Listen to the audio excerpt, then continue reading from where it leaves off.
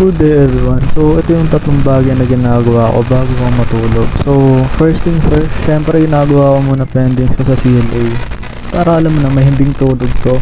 Yun yan, after ko naman gumawa ng mga pendings sa akin CLA, inaayos ko muna ang higaan ko. Dahil pet food ko ang magulong higaan eh, and mas gusto ko na organize ang kwarto ko. Then if you don't know guys, di ako kumakain sa gabi kasi yun ang dahil kailangan natin mag-diet na para pogi yung barbecue. And lastly, syempre mahirap naman na may amoy ang hininga bago matulog. So ayan, huwag mo Dilbin. Ayan, tamang toothbrush lang ako para huwag akong hininga, pag-iisang di bad breath. And that's my daily routine is ang Dilbin Rabbit Tuesday from 12 and have a nice day ahead. Goodbye. Thank you.